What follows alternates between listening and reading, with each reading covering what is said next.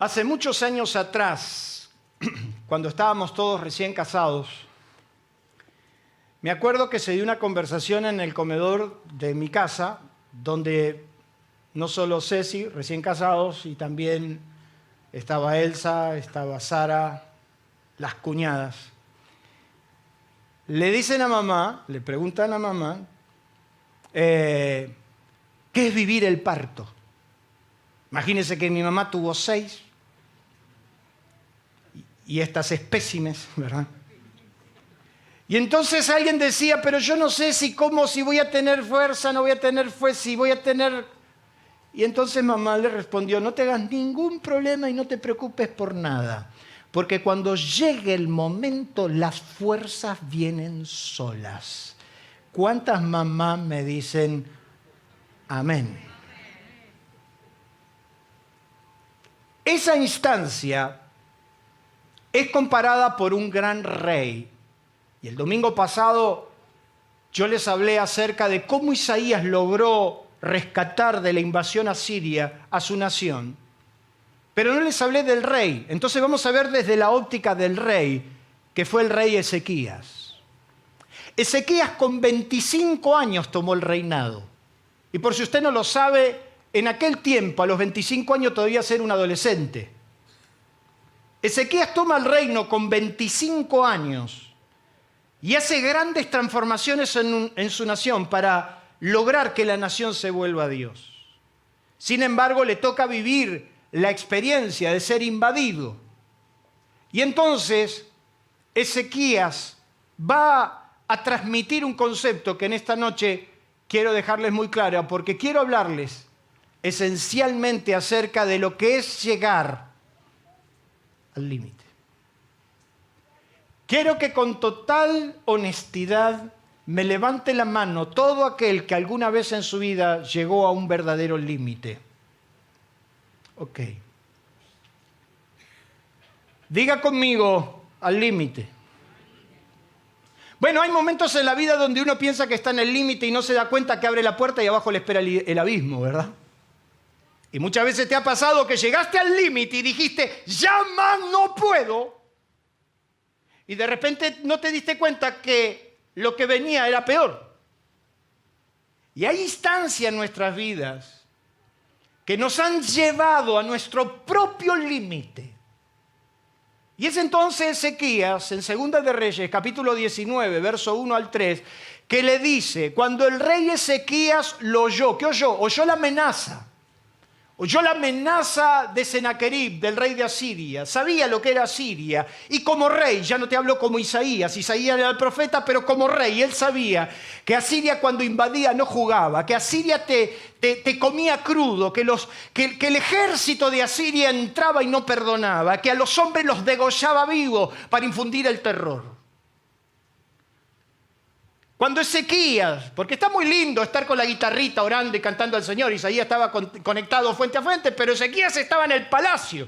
Cuando oyó la amenaza del reino, dice que rasgó su vestido y se cubrió de cilicio y entró a la casa de Jehová y envió a Elioquim mayordomo y a Semna escriba y a los ancianos de los sacerdotes cubiertos de cilicio al profeta Isaías, hijo de Amós, para que le dijesen, así ha dicho Ezequías, este es día de angustia, de reprensión y de blasfemia, porque los hijos están a punto de nacer y la que da a luz no tiene, ¿qué cosa? Fuerzas.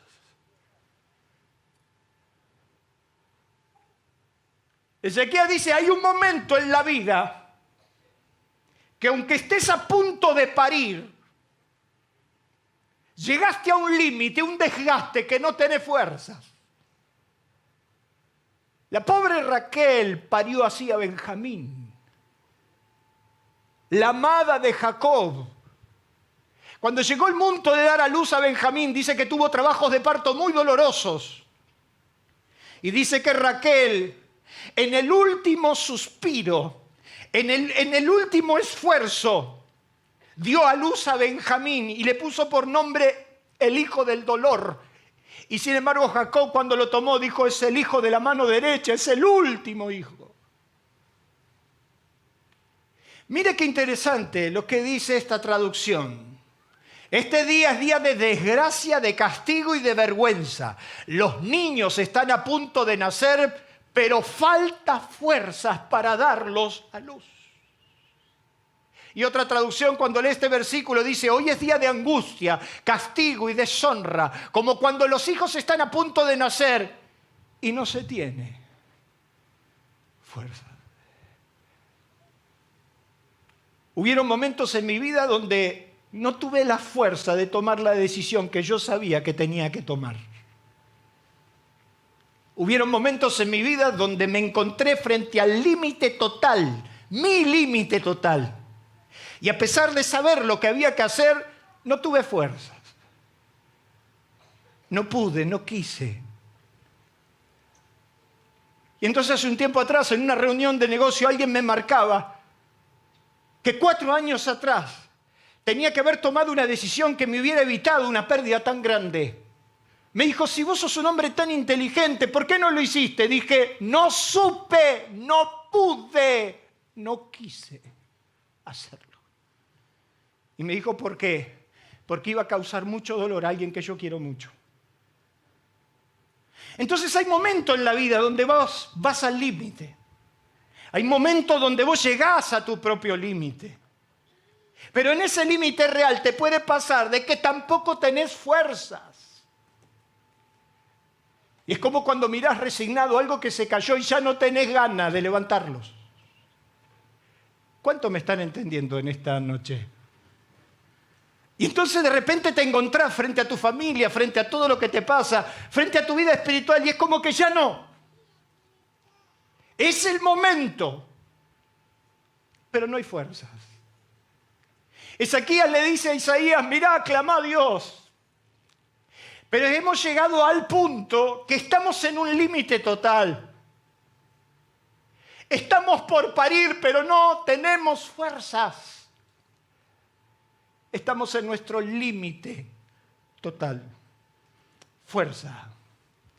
Dicen los que saben que la fuerza es el vigor, la robustez, la capacidad para mover algo o a alguien que tenga peso o haga resistencia. Es la capacidad para soportar un peso o resistir un embate. Es la aplicación del poder que se tiene para lo que se desea. Y entonces yo pienso, ¿cómo hacía? Y en esta meditación que hoy estamos haciendo, esta retrospectiva que estamos haciendo, entonces nos ponemos a pensar, ¿cómo hacíamos antes para dar, para predicar, para correr, para saltar, para ir, para venir? Y hoy me dicen: mirá, queremos invitar a dar una conferencia, y puede ser a la mañana, a la tarde, a la noche. No. Por ahí una por la tardecita. O de repente llega un momento que algo que vos hacías con naturalidad, algo que te sobraba la energía para hacerlo, algo que estaba en tu haber, era algo que estaba en tu mano hacerlo, de repente te das cuenta que frente a eso ya no podés. Y entonces te empieza a faltar la capacidad para soportar el peso, la aplicación del poder, ya no tenés el poder de la decisión, ya no tenés ganas de hacerlo, y entonces te vas entregando una lenta agonía que el hombre nunca fue diseñado para eso. Y empezás a encontrar en tu mismo cuerpo, en tu misma vida, te empezás a encontrar desganado. Díganme la verdad, séame honesto, estamos en casa, en familia, nos faltan los mates y el churro, díganme la verdad. ¿Cuántos se han sentido desganados en este último 2 meses? ¿Y en los últimos 2 años? Y entonces antes yo me levantaba y decía: el pasto está un poco crecido, agarraba la máquina, iba, lo cortaba. Ahora digo: el pasto está un poco crecido, entonces ya no voy por allá, voy por allá. Ya lo evito. ¿Cómo podía ser posible que antes me sobraba energía? Venía de trabajar 12, 14 horas, de viajar 2 horas en colectivo, y venía a mi casa y se me liberaban el rastrojero, porque el rastrojero era el botín de los 3 varones, de los 4 varones, porque después se añadió José. Y entonces tener el rastrojero era tener el auto de alta gama para ir a visitar a la novia. No sé si me entendés. Porque si no te tocaba el Bedford 61, que tenía un agujero así en el piso, o te tocaba la Ford, que si la hacías arrancar era un milagro del cielo. El rastrojero era lo más nuevito que teníamos y alcanzar el rastrojero era la gloria. Y entonces llegaba a trabajar y alguien me decía, el rastrojero está libre. En media hora lo lavaba, lo lustraba, porque yo no iba a ir a visitar a mi novia con el rastrojero sucio.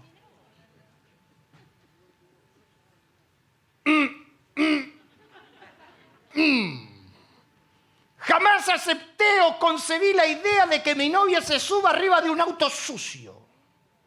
Porque eso hablaría de mi desorden, eso hablaría de mi falta de trabajo, de esfuerzo. Chicas, si se suben a un auto de un muchacho que lo tiene sucio, también sucia tendrán la casa, también sucio tendrán el trabajo, también sucio tendrán la habitación. Che, pero...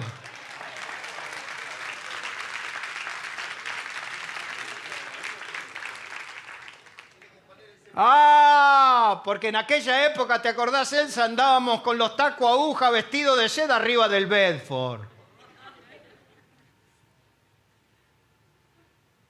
Ahora lo miro de costado porque ya no tengo fuerzas. Y aunque no vale para nada la comparación, Ezequías está diciendo, ¿sabes una cosa?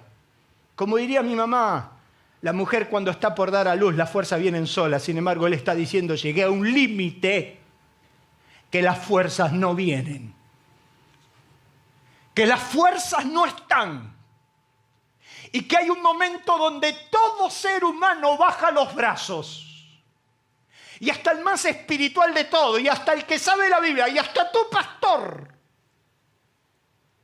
también puede bajar los brazos y decir, Señor, no doy más. Que caiga fuego del cielo y los consuma todo en un instante. No, nunca oré así. Pero ganas no me faltan. Pocas veces conocemos nuestro real límite. Quiero que usted piense eso. Porque pocas veces conocemos nuestro real límite, pero en ciertas ocasiones de la vida llegamos a él. Y cuando estamos ahí no sabemos qué hacer ni a dónde ir. Pocas veces, es verdad, el ser humano no conoce su verdadero límite. Hay muchas veces que reaccionamos y decimos, es mi límite, es mi límite. Y después te diste cuenta que ese no era el límite. Viktor Frankl, un hombre que he recomendado 1000 veces que lean su libro En busca del sentido, escribió en uno de sus libros, en ese libro extraordinario que tenés que leer, Viktor Frankl, que padeció precisamente el holocausto judío de la peor manera y describe cómo el ser humano se puede levantar de semejante situación, él pone en su libro, la vida en un campo de concentración desgarraba el alma humana y exponía a la luz los abismos interiores. Cuando te desgarras el alma, cuando algo te lleva al límite extremo, entonces desnudas tu ser interior y entonces sale todo lo que está dentro. Y vos decís, ¿de dónde salió ese muchacho? Si era un angelito. Y de golpe se transformó en el lobo feroz.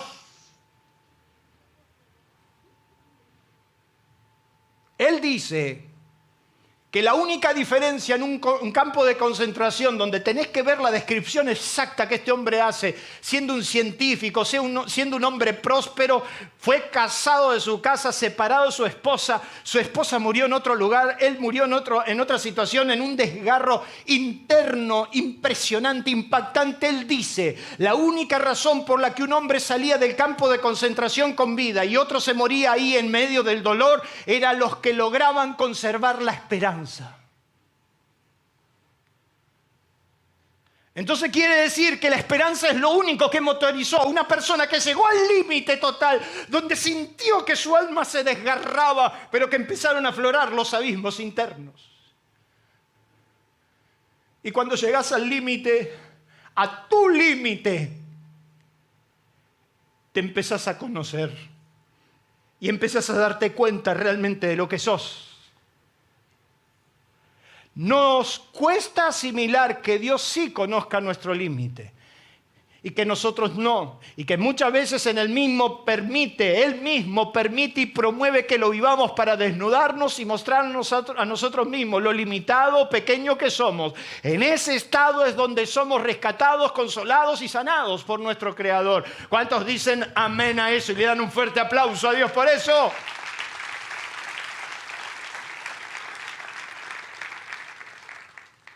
Vos no conocés tu límite, pero Dios lo conoce. Y me impacta saber que Dios conozca mi real límite y que yo no. Y aun cuando Él lo permite y hasta lo promueve, es como que Dios dice, sí, mandale, Angelito Lafitte, necesito una vuelta de rosca, Ángel. Y me los manda esos emisarios del diablo. Es un chiste porque los amo, he aprendido a amarlos. Nos cuesta asimilar la idea que Él conozca nuestro límite. Quiere decir que Dios, como Él está en el pasado, en el presente y en el futuro, Él sabe cómo va a terminar la película. Y entonces muchas veces le dije a Dios, en comunión, ahí cuando lo tenés, viste, cuando lo tenés a Dios a punto caramelo, está con vos, te está hablando, lograste entrar ahí en la presencia de Dios y le decís, Señor, decime cómo voy a terminar. Y Dios te dice, bástate mi gracia. Nos encantaría, por ejemplo, si yo le contaría a usted que tengo revelación del cielo para contarle cómo va a terminar tu vida, cómo van a ser los próximos 5 años, Fede, cómo Dios me mostró cómo vas a estar dentro de 5 años, más ancho, más flaco, más alto, con pelo, sin pelo, con hijos, sin hijos. ¿Cómo nos gustaría, sí o no? ¿Cómo nos gustaría entender que cómo llegué, cómo la di vuelta, cómo la situación cambió, cómo fue? Pero sin embargo ese conocimiento lo tenemos vedado. Sin embargo, cuando llegamos a ese límite, al límite real, es ahí donde Dios nos rescata. Pase lo que pasa, Él siempre estará con nosotros. Y por eso el salmista decía, busqué a Jehová y Él me oyó y Él me libró de todos mis temores. Los que miraron a Él fueron alumbrados y sus rostros no fueron avergonzados. Este pobre clamó y lo oyó Jehová y lo libró de todas sus angustias. ¿Se puede llegar a tal punto de no tener fuerzas para seguir? Se puede. Estando en Cristo, estando en Cristo. Teniendo el Espíritu Santo, pastor, teniendo. Hoy le contaba a los hermanos en la clase bíblica que el Espíritu Santo ya iba a ser una realidad en los discípulos donde iba a estar adentro, una experiencia que nunca habían vivido. Sin embargo, después lo vamos a ver a los discípulos pasar por otras experiencias que parecería que fueran imposibles por la ayuda de Dios que tendrían. Quiere decir que hay momentos en nuestra vida donde Dios permite que nuestras fuerzas disminuyen, permite que llegues a tu límite real. Él permite que llegues a una instancia donde digas, Dios, no tengo fuerza para seguir. Y es por eso que en esta noche, permítame por unos minutos decir, ¿qué se vive en dicho estado? En primer lugar, lo que vivís cuando llegás al límite es aprender quién sos. Es como que tu límite te desnuda. Y a mí me gustaría que mientras usted busque en su Biblia Deuteronomio capítulo 8, usted se va a dar cuenta de algo que es impactante leerlo y darnos cuenta. En Deuteronomio capítulo 8. Diga conmigo, mi límite me desnuda. Saca todo de adentro, porque no lo podés manejar. En Deuteronomio capítulo 8, en el versículo 2, Dios le dice a su pueblo, y te acordarás de todo el camino por donde te ha traído Jehová tu Dios estos 40 años en el desierto. Y te acordarás de todo tu camino, que anduviste estos 40 años en el desierto para afligirte, para probarte, para saber lo que había en tu corazón. Mirá lo que Dios está diciendo. Yo permití tu límite. Yo te llevé al extremo del desierto por 40 años. Para saber lo que hay en tu corazón. Pero si Dios conoce las profundidades de nuestro ser, ¿cómo es que para saber lo que había en tu corazón? ¿Acaso Dios no sabía lo que eran? Sí que lo sabía. El problema es que ellos propios no lo sabían. Siga leyendo conmigo porque le dice, para afligirte, para probarte, para saber lo que había en tu corazón, si habías de guardar o no sus mandamientos. Y te afligió y te hizo tener hambre y te sustentó con maná, comida que no conocías ni tú ni tus padres habías conocido, para hacerte saber. Mira cuántas veces Dios está diciendo, te llevé al extremo. Y permití la aflicción. No es que Dios le mandó la aflicción, Dios permitió la aflicción. Y Dios permitió que ellos lleguen al límite, ahí, a un segundo antes del desastre. Y cuántas veces yo vi mi vida al límite. Y dije, ¿por qué, Señor, permitiste esto? Fíjese qué interesante cómo Dios le dice en el versículo 15, te hice caminar, mirá qué interesante, el verso 15 del capítulo 8, te hice caminar por un desierto grande y espantoso, lleno de serpientes ardientes, de escorpiones, de sed, donde no había agua, y Él te sacó agua de la roca del pedernal, que te sustentó con maná en el desierto, dice, comida que tus padres no habían conocido, afligiéndote, probándote, para la postre, subraye eso en su Biblia. Para la postre, diga conmigo, para la postre, hacerte bien. Quiere decir que Él te lleva a tu propio límite, nunca pierde el control de tu vida, te hace pasar por tu propio límite para demostrarte lo que sos. Pero Él nunca perderá el control de tu vida porque el final, el postre, será bendición del cielo. ¿Cuántos dicen amén? Denle un fuerte aplauso a Dios por eso.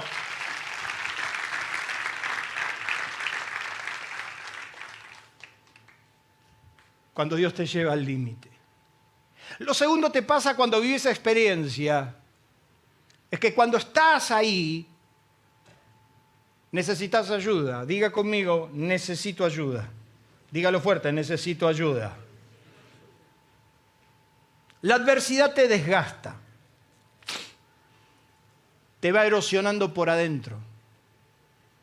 Son tantos años, tantas cosas que nos va desmoronando. Cuando usted busca la traducción de la palabra adversidad, adversidad es viento contrario. Es enfrentarte a algo que no te deja cómodo, que no te deja fácil. Es el viento que te abraza y te lleva por delante. La verdadera misión, por si usted no lo sabe, de la adversidad, y yo quiero decirles que acá en Argentina somos maestros de la adversidad. ¿Está de acuerdo conmigo? Cualquier empresario, cualquier comerciante argentino en cualquier parte del mundo se aburre, no sabe qué hacer de su vida. Es demasiado normal todo, no está preparado por los avatares que nosotros tenemos. Ya que no teníamos problema en estos meses. Estuvimos una semana que el Fondo Monetario, que el acuerdo, que se rompe el frente de gobierno, que y estamos así, escuchando la radio, a ver qué va a pasar. Va a caer una bomba de los rusos, va a caer acá, ¿qué va a pasar?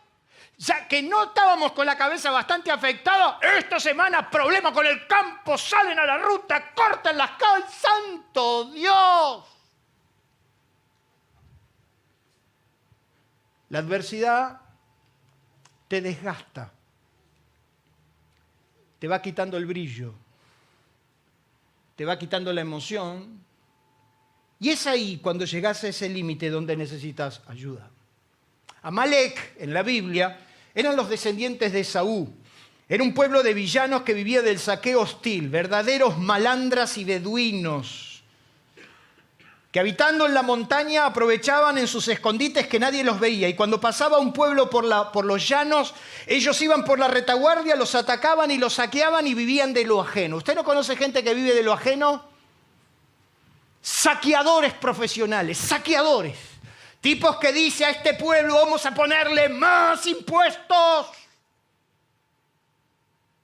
Y le vamos a poner impuestos porque tienen, impuestos porque no tienen. Y entonces si vos tenés una buena posibilidad porque algo pasa en el mundo, Vienen estos amalecitas y te dicen, la diferencia me la quedo yo. Y si me falta, también te voy a sacar porque tenés.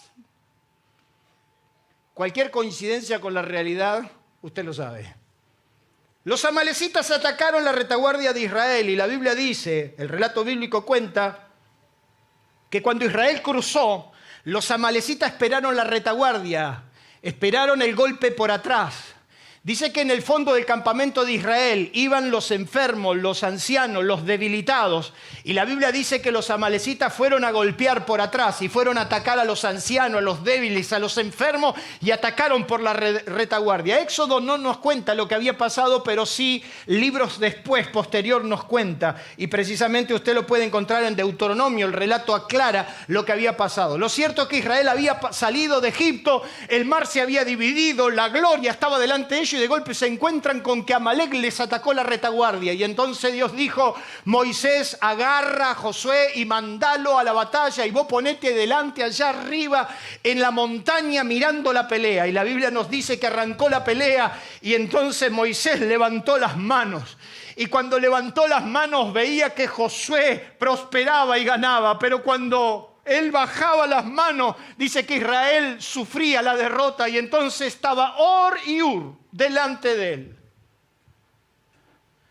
Entonces le dijo a Aarón, mientras yo tengo las manos levantadas hay victorias, pero cuando las manos me bajan hay derrota. Y dice la Biblia que las manos de Moisés se cansaban y las bajaba. Porque hay momentos, querido amigo, que las manos se cansan. Las manos alzadas es victoria, las manos bajas es derrota. ¿Cuántas veces estuviste con las manos bajas, la derrota, el enemigo haciendo lo que quería? Pero dice la Biblia que Moisés supo pedir ayuda y entonces le dijo a Aarón, sosteneme las manos. Y es impactante que lo sentaron a Moisés en una roca y Aarón y Hur sostenían sus manos y entonces aquel día ganaron la victoria cuando entendieron que eran un equipo. Aarón, Hur, Josué y el pueblo. Eso significa que nadie sale solo de una batalla hostil. Nadie sale solo. Cuando llegas al límite, tu tendencia es encerrarte y Dios necesita que vos te abras y sepas pedir ayuda. ¿Cuántos dicen amén? Denle un fuerte aplauso a Dios por eso.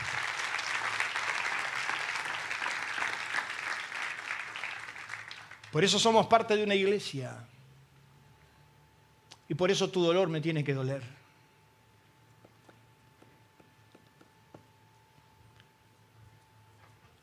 Y cuando yo muchas veces he encontrado personas que han pasado dificultad, lo primero que le quise escribir, o lo primero que le quise decir, no estás solo.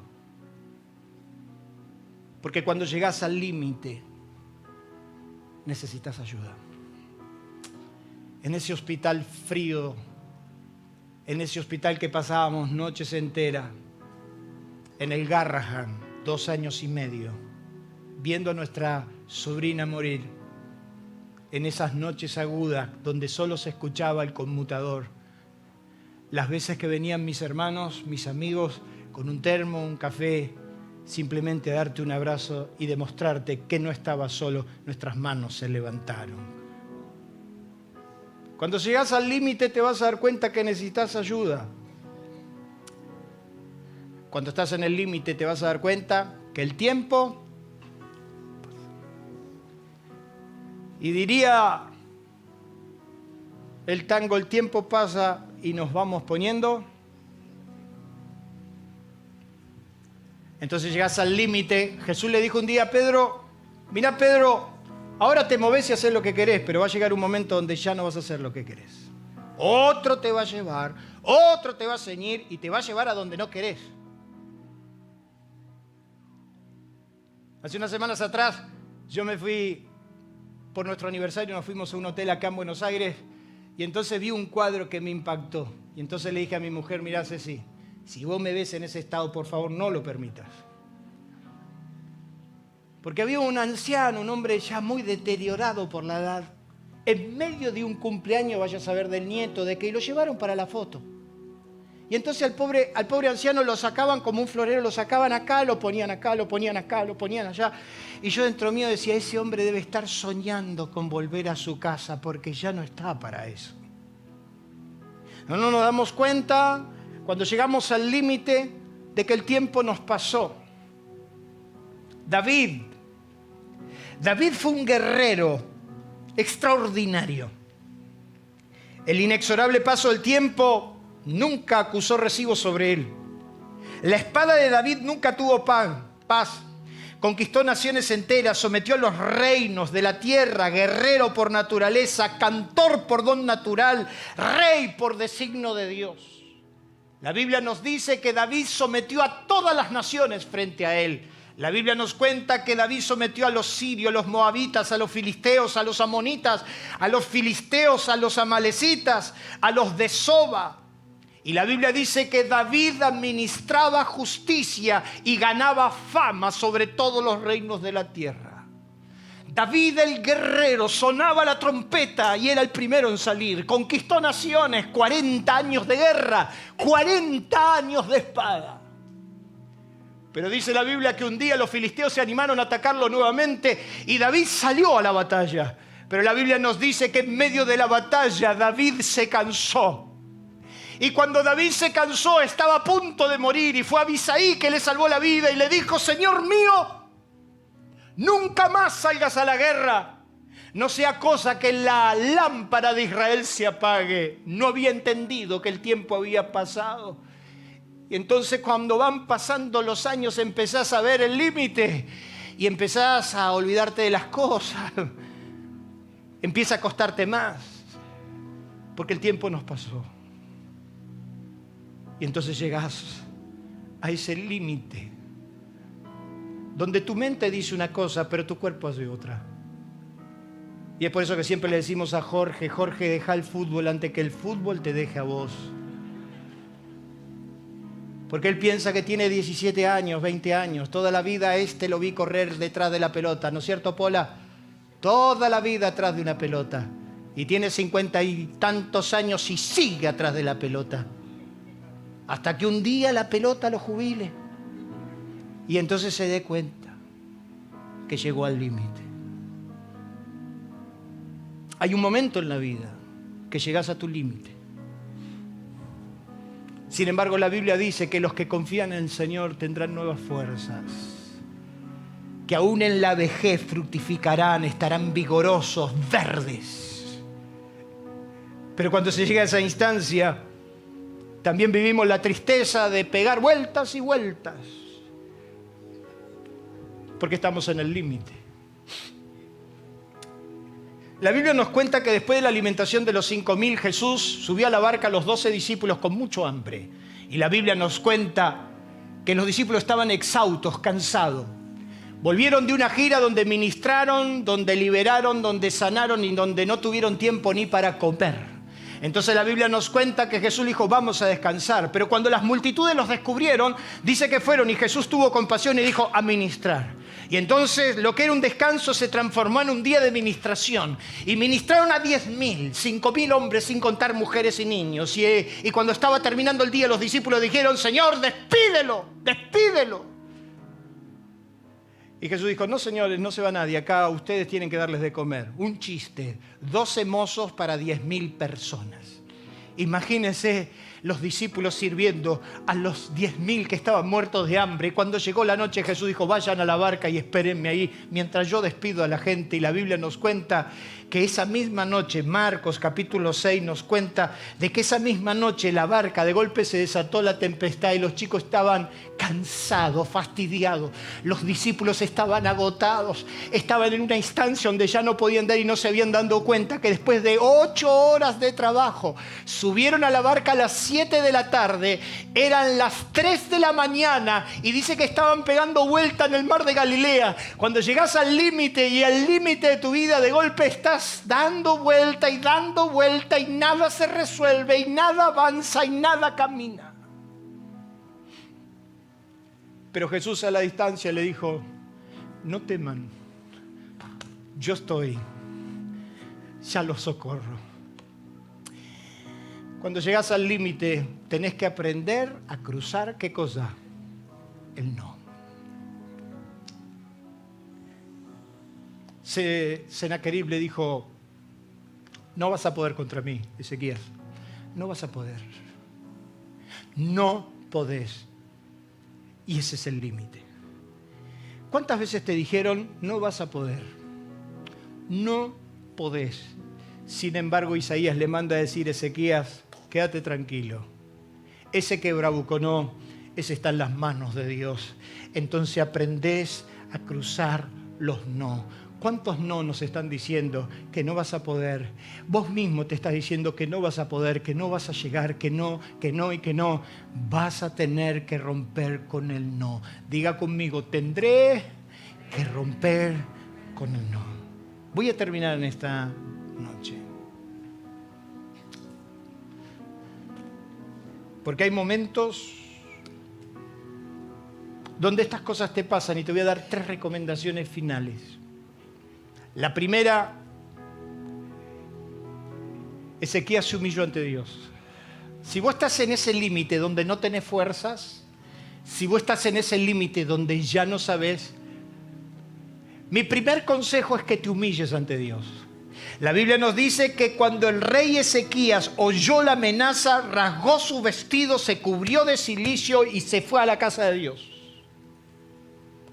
Tu única reacción, humillarte ante la mano de Dios. La Biblia dice que el que se humilla será levantado.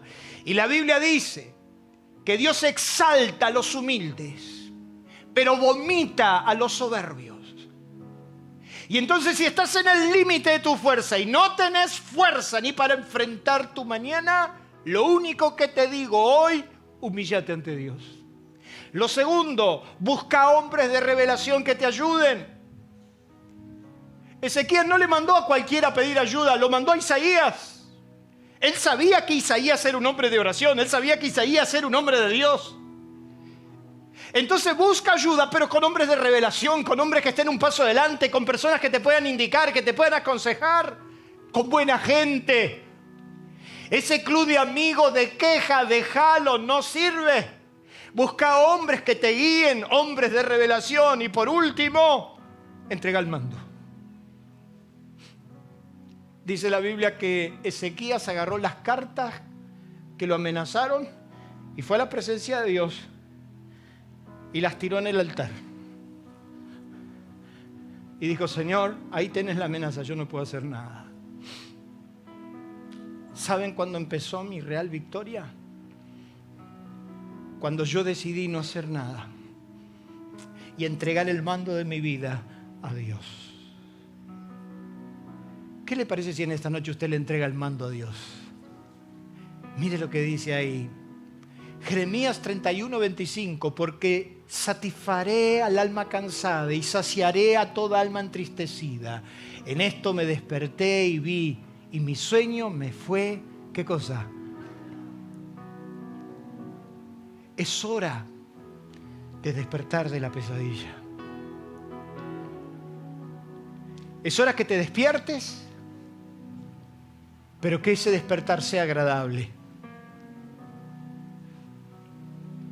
Despertar bien. ¿Cuántos en esta noche necesitan entregar el mando real de sus vidas a Dios? A mí me gustaría que usted incline su rostro, cierre por un minuto sus ojos.